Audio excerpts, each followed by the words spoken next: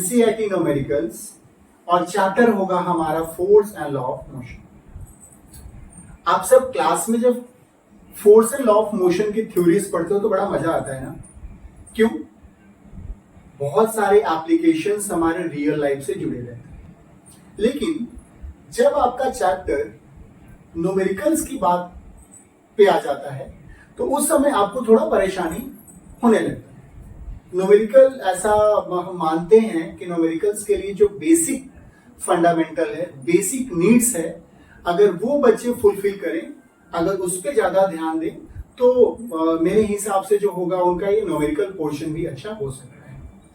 बाकी हर एक वीडियो में मैं यही आपको बताता हूँ, हर एक क्लास में मैं आपको यही सिखाता हूँ कि क्लास में जो भी आप सीखते हो, जो भी आप सीखने की टेंडेंसी रखते हो, ये जितना भी चीज आपको समझ में आता है उसमें कुछ ऐसा पोर्शन होता है जो आपको बार बार ट्राई करना होता है। क्लासेस आपकी हम लोग सब फेस करते हैं इसको। क्लासेस जब हम लोग प्रॉब्लम फेस करते हैं तो उसको एक बार दो बार रिवाइंड करके, उसको बार बार पुश करके उसको पहले समझते हैं, फिर उसके बाद उस पर हम लोग क्वेश्चन सॉल्व करने की कोशिश करते हैं। न्यूमेरिकल्स का कुछ स्पेशल फंडामेंटल है। क्या? सबसे पहला आपको तो फॉर्मूला याद होना चाहिए। जो भी चैप्टर आप सॉल्व करने जा रहे हो, जैसे अभी हम जो चैप्टर सॉल्व करने जा रहे हैं वो चैप्टर क्या है? Force and law of motion. तो भाई force and law of motion में जितने भी हमारे क्वेश्चन सॉल्व होंगे, जितने भी हमारे न्यूमेरिकल सेक्शन से क्वेश्चन आएंगे, वो सब फॉर्मूला बेस्ड होगा। तो बेसिक बात है कि जितना भी फॉर्मूला होगा वो हमारा ये इसमें क्लियर होना चाहिए। तो सबसे पहले हम न्यूमेरिकल सॉल्व कराने से पहले कि आपको जितना भी फॉर्मूला इस चैप्टर से रिगार्डिंग होगा, जितना भी फॉर्मूला इस चैप्टर के रिलेटिव में होगा, जितना भी इस चैप्टर का फॉर्मूला आप यूज में आएगा, वो सब हम आज अभी आपको यहाँ पे करके बताएंगे। सेकंड थिंग, जब क्वेश्चन सॉल्व करने की बात आएगी तो क्वेश्चन को हम ऐसे नहीं सॉल्व करेंगे। क्वेश्चन का पहला पैटर्न होता है, जब आप एनसीईआरटी क्वेश्चंस पे चले जाते हो तो पहला काम हम लोगों को क्या करना है, किसी भी क्वेश्चन को देख के ये अपने दिमाग में थॉट नहीं बनाना कि हाँ भाई ये क्वेश्चन तो बहुत टफ होगा, ये तो हम लोगों को समझ में नहीं आ रहा है, कैसे होगा इसमें। तो क्वेश्चन को हम आराम से धीरे धीरे सॉल्व करेंगे, उसको रीड करेंगे, बार बार रीड करेंगे और तब तक रीड करेंगे जब तक कि कंटेंट अच्छे से समझ में ना आ जाए। आपको क्या करना है, ये काम मेरा है, मैं आपके साथ, मैं ये सारे क्वेश्चंस आपके साथ करके दूंगा, बट आपको प्रैक्टिस करना है। आप प्रैक्टिस करोगे, क्वेश्चंस पार्ट पे आते हैं हम लोग, तो स्टार्ट करें। बिल्कुल, सबसे पहले हम लोग फॉर्मूला यहाँ पे सीखते हैं। हमारे क्या क्या फॉर्मूला है जो हम, तो आप लोगों को पता है कि फॉर्मूला हम लोगों को रिवाइज करना है। चलो, जैसा मैंने आपको बताया फॉर्मूला में सारा पहले आपको कराऊंगा। सबसे फर्स्ट फॉर्मूला इस चैप्टर में सबसे पहला फॉर्मूला आता है लीनियर मोमेंटम का। लीनियर मोमेंटम का, और लीनियर मोमेंटम को किस चीज से इंडिकेट किया जाता है बताओ? पढ़े हो भाई आप, सभी चीजों को पढ़े हो, बस मैं तो एक बार रिकॉल करा रहा हूं आपको। P is equals to m into v, means mass into velocity is equals to linear momentum. और इसको आप मेजर कैसे करते हो, इसकी एसआई यूनिट क्या होती है बता दो एक बार। बिना एसआई यूनिट के कभी भी क्वेश्चन को सॉल्व करने के लिए ट्राई भी नहीं करना है। तो इसका एसआई यूनिट मास है तो केजी होगा, और वेलोसिटी है तो मीटर पर सेकेंड। तो ये रहा हमारा पहला फॉर्मूला। दूसरा ऑफ कोर्स फोर्स। फोर्स क्या है, तो फोर्स हम F से इंडिकेट करते हैं, और फोर्स बराबर क्या होता है, फोर्स बराबर होता है मास इंटू एक्सेलरेशन। एक्सेलरेशन क्या, एक्सेलरेशन, यहाँ एक्सेलरेशन को हम तोड़ सकते हैं इसमें, यहाँ एक्सेलरेशन को हम कन्वर्ट कर सकते हैं किसमें, final velocity minus initial velocity divided by 2। कभी कभी फॉर्मूला हमें ये भी अप्लाई करके देखना पड़ता है। और इसका ऐसा यूनिट क्या होगा, तो इसका ऐसा यूनिट जो होगा वो हो जाएगा 1 न्यूटन। 1 न्यूटन कितने के बराबर होता है, 1 KG metre per second square के बराबर। यहाँ मैंने SI लिखा हुआ है, दैट इज आप कंफ्यूज ना करना, मैं इसको पहले ही बता देता हूँ कि ये SI यूनिट की बात मैंने की है इसमें। तो दो फॉर्मूला हम लोगों ने देख लिया, पहला लीनियर मोमेंटम जिसको हम P से इंडिकेट करते हैं, और इसका फॉर्मूला क्या होता है, मास इनटू एनर्जी, सही है। SI unit 1 kg metre per second. Second force mass into acceleration, और एक्सेलरेशन को हम क्या जानते हैं, v minus you by T भी जानते हैं, ठीक है। इसको हम लोग न्यूटन से SI यूनिट रखते हैं, और 1 न्यूटन इज इक्वल टू होता है 1 kg मीटर पर सेकेंड। चलिए, तो ये दो तो क्लियर हो गया आपको, यहाँ तक तो कोई प्रॉब्लम आपको होगी नहीं। चलिए, ये तो आपकी अच्छी बात है, तो दो हो गया। इसके बाद थर्ड फॉर्मूला क्या है, थर्ड फॉर्मूला है कंजर्वेशन ऑफ लीनियर मोमेंटम, जो आपने इससे पहले की क्लास में सीखा है। तो वो क्या होता है, conservation of linear momentum, correct, जिसको आप एक लॉ के हिसाब से जानते हो, क्या होता है, m1u1 plus m2u2 is equals to m1v1 plus m2। ये हमारा कंजर्वेशन ऑफ लीनियर मोमेंटम है। मैं आपको एक चीज आपको यहाँ पे नोट करना चाहूंगा कि ये जो कंजर्वेशन ऑफ लीनियर मोमेंटम की हम लोग यहाँ पे बातें कर रहे हैं, तो ये थर्ड लॉ ऑफ मोशन से भी रिलेटेड है। Third law of motion, every action has equal and opposite reaction. Fourth formula जो होगा वो Newton's third law of motion के अकॉर्डिंग होगा, मतलब जो एक्शन फोर्स होगा वो रिएक्शन फोर्स के बराबर होगा, लेकिन यहाँ पे ये नेगेटिव साइन होगा। मतलब अगर हम किसी ए बॉडी से फोर्स अप्लाई कर रहे हैं बी बॉडी में, तो जो फोर्स बी बॉडी से ए बॉडी पे अप्लाई होगा वो अपोजिट इन डायरेक्शन होगा और अपोजिट इन साइन होगा। फिफ्थ, सपोज कर लेते हैं लीनियर मोमेंटम के केस में कि इनिशियली कोई ऑब्जेक्ट जो है वो रेस्ट में है ना, फॉर लीनियर मोमेंटम, ठीक है। Initially the objects are at rest, तो उस केस में आपका इनिशियल वेलोसिटी u1 जो होगा वो 0 होगा और u2 जो होगा वो भी 0 होगा। तो फिर इसका फॉर्मूला क्या बन जाएगा भाई, तो m1v1 plus m2v2 is equals to, ये रिलेशन आप याद करके रखना। जब कभी भी बुलेट का केस आएगा, मींस बुलेट एंड गन से रिलेटेड आपके न्यूमेरिकल सॉल्व होंगे, रॉकेट एंड फ्यूल से रिलेटेड क्वेश्चन सॉल्व होंगे, तो नन अदर देन सबसे पहले आप यही फॉर्मूला ट्राई करके देखोगे। ये बेसिकली 5 फॉर्मूले हैं। ये 5 फॉर्मूला सबसे पहले तो जब भी कभी आप न्यूमेरिकल सॉल्व करने चाहिए, तो सबसे पहला स्टेप आपका यही होगा कि आप इन सारे फॉर्मूले को एक बार रिवाइज कर लीजिए। जैसे ही आप फॉर्मूला रिवाइज कर लेते हो, तब उसके बाद आपका सेकंड स्टेज होता है न्यूमेरिकल को सॉल्व करने के लिए।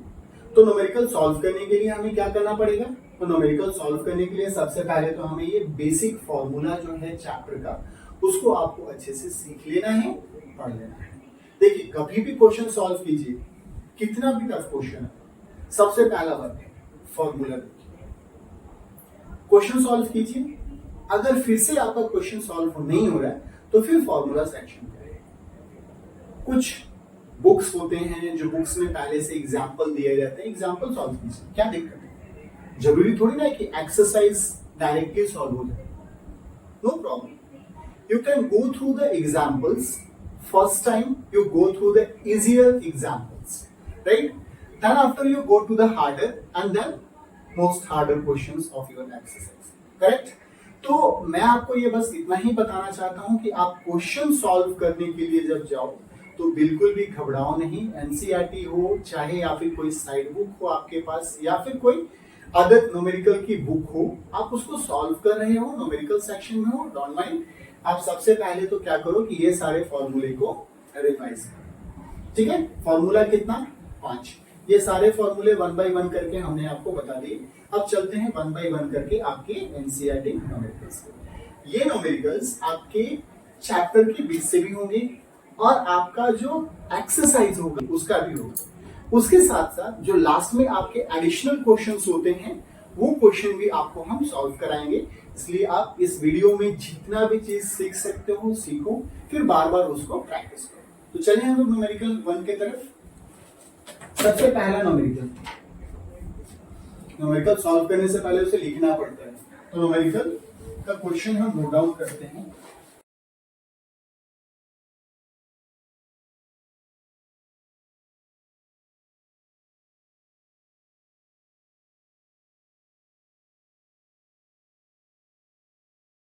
आइए क्वेश्चन नंबर 1 सॉल्व करके हम लोग देखते हैं।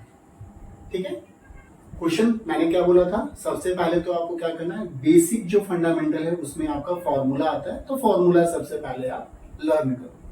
जब भी आप न्यूमेरिकल सॉल्व करने जाओ, once you go for the formula, मैं बार बार इसीलिए बोल रहा हूं क्योंकि ये आपका इंपॉर्टेंट सेक्शन हो सकता है। Question, from a rifle of mass 4 kg, एक राइफल है, राइफल मीन्स बंदूक, वो 4 kg की है। तो 4 kg का जो यहाँ पे राइफल है, ये आपका पहला कंटेंट होगा, पहला ऐसा कंटेंट जो आपके न्यूमेरिकल में यूज होगा। सेकेंड, फिर a bullet of mass 50 gram.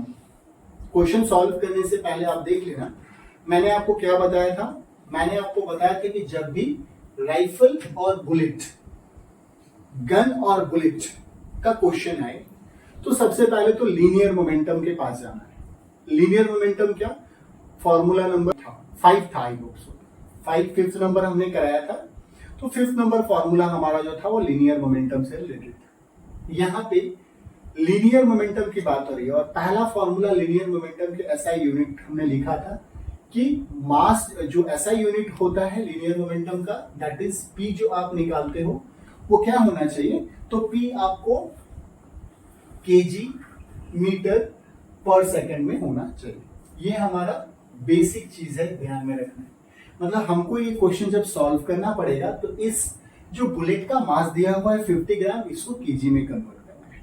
Alright, तो ये फायर्ड हो रहा है और इनिशियल वेलोसिटी किसकी दी हुई है, is fired with an initial velocity 35 metre पर सेकंड। ये इनिशियल वेलोसिटी दी हुई है किसकी, तो बुलेट।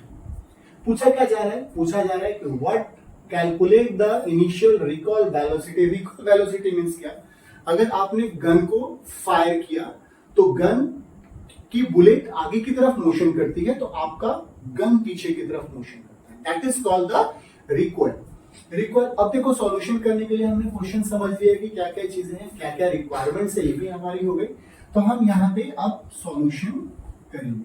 मास ऑफ राइफल आप बताएंगे क्या है, इसको हम बोल देते हैं M R, means mass of rifle. This is mass of rifle is equals to 4 kg। फिर उसके बाद क्या दिया हुआ है, फिर दिया हुआ है मास ऑफ बुलेट। देख लो मास ऑफ बुलेट क्या है, मास, एम मीन्स मास और बी फॉर बुलेट, तो मास ऑफ बुलेट। ये कितना दिया हुआ है, ये दिया हुआ है 50 ग्राम का, but according to the unit क्या होना चाहिए, केजी में होना चाहिए। तो 50 ग्राम को केजी में कन्वर्ट करने के लिए हम 1000 से क्या कर देंगे, divide. Maths calculation so easy, 0 0 cancel, 5 से 100 कैंसिल 20 टाइम्स, तो ये क्या हो गया 1/20 केजी जो है वो मास ऑफ द बुलेट हो गया। करेक्ट है। अब initial velocity, initially means initially velocity जो है किसकी, वेलोसिटी ऑफ बुलेट कितनी है आप बताओ, इनिशियल वेलोसिटी ऑफ बुलेट कितनी है, तो ये दी है 35 मीटर पर सेकेंड। यहां पे देखना, ये जो इनिशियल वेलोसिटी दी हुई है, यहां पे देखो इनिशियल वेलोसिटी क्या हो जाएगी, तो v1 यहां पे लेंगे क्योंकि फायर करने से पहले बुलेट और गन दोनों के दोनों इनिशियली क्या थे, 0। तो ये जो इनिशियल वेलोसिटी आपकी बात हो रही है फायर करते समय, तो वो इनिशियल वेलोसिटी किस चीज की है, ये इनिशियल वेलोसिटी उस समय है जो हम फाइनल वेलोसिटी की तरह कैलकुलेट करते हैं। तो ये हम कर देंगे v किसकी है, बुलेट की। तो बुलेट की जो वेलोसिटी होगी उसको हम कितना लिखेंगे, 35 मीटर पर सेकेंड। फिर आपको कैलकुलेट क्या करना है, आपको कैलकुलेट करना है recoil velocity of gun, that is यहां पे गन के जगह पर क्या है, राइफल। तो वेलोसिटी v और राइफल है तो हम कर देंगे r। तो ये हमको कैलकुलेट करना होगा, सही है। तो मैंने आपको बताया था फॉर्मूला, आप 5th फॉर्मूले पे जाओ, लिखेंगे वी नो, क्या पता है भाई, हमें पता है mass of rifle and velocity of rifle plus mass of bullet and velocity of bullet is equals to क्या होना चाहिए, 0, क्योंकि इनिशियली ये कैसे थे, 0 पोजीशन पे थे, तो 0 होने चाहिए। अब इसमें वैल्यू अगर हम पुट करें तो हमें कैलकुलेट करना है आर वी आर। तो V R is equals to हम लिख सकते हैं minus M B V B, and ये देखो मल्टीप्लाई में तो इधर आएगा तो ये हो जाएगा डिवाइड फॉर। अब यहीं पे हम लोग इसको वैल्यू पुट करके चेक करते हैं। देखिए मास ऑफ बुलेट 1/20, सही है। Velocity of bullet that is 35 by minus sign आपका यहाँ पे दिख ही रहा है। अब देखो मास ऑफ राइफल 4 kg। अब कैंसिल करने की जब बात आएगी तो सबसे पहले किसको कैंसिल करोगे, देखो इससे इसको कैंसिल करोगे, क्या हो जाएगा 7 5 जा 35 एंड 4 5 जा 20, राइट।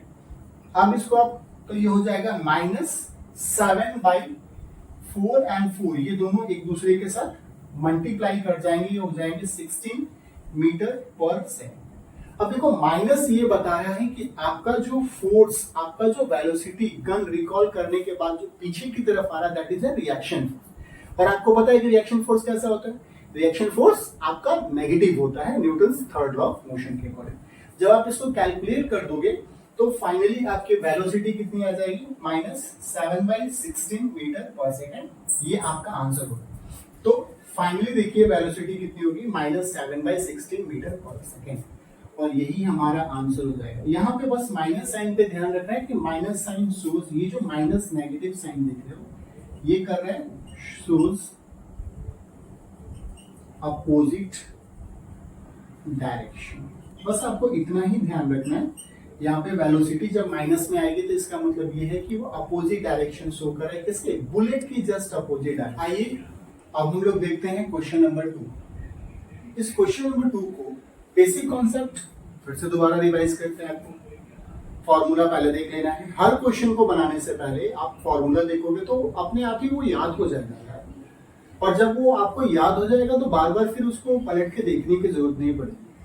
तो ये क्वेश्चन पढ़ो, देखो 2 ऑब्जेक्ट्स हैं, दोनों की मासेस जो दी हुई है 100 ग्राम और 200 ग्राम दी हुई है। तो यहाँ पे सबसे पहले तो मैं आपको क्या बताऊंगा कि ये जो 100 ग्राम और 200 ग्राम है इनको आप पॉइंट आउट कर लो, क्योंकि ये आपका मास है। इसको हम M1 बोलेंगे और इसको हम M2 बोलेंगे, ठीक है। ये हमने क्वेश्चन में मार्क कर लिया। अब moving along the same straight line, दोनों सेम स्ट्रेट लाइन पे मूव कर रही है। M1 और M2 जो है वो सेम स्ट्रेट लाइन में मूव कर रही है। This is your second.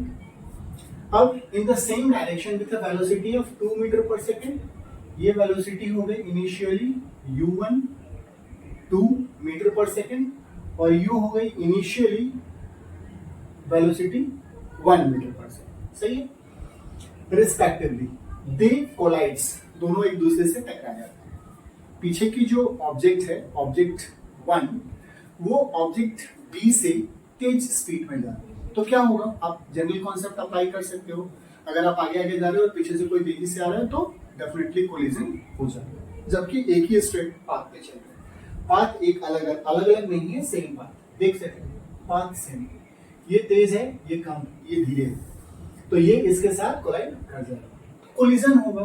Collision के बाद आफ्टर कोलिजन दोनों एक दूसरे से डिस्टैच हो जाएंगे और first object move with the velocity of first object, मतलब ये जो हुआ ये हो गया v1 और आपको सेकंड वन की वेलोसिटी मींस आपको सेकंड ऑब्जेक्ट की वेलोसिटी कैलकुलेट करके बताना। तो राइट कर लेते हैं, क्योंकि हमारे क्वेश्चन में दिया हुआ है। सॉल्यूशन पार्ट में आके हम लोग इसको पुट डाउन कर लेते हैं। m1 100 ग्राम, ग्राम से तो काम नहीं चलेगा ना, कैसे आना है केजी में, 100 बाई 1000 ये हो जाएगा केजी। मैथ्स के स्टूडेंट हो तो इसको सिंप्लीफाई करने भी आपको आता है। 1 बाई 10 केजी m1 हो गया।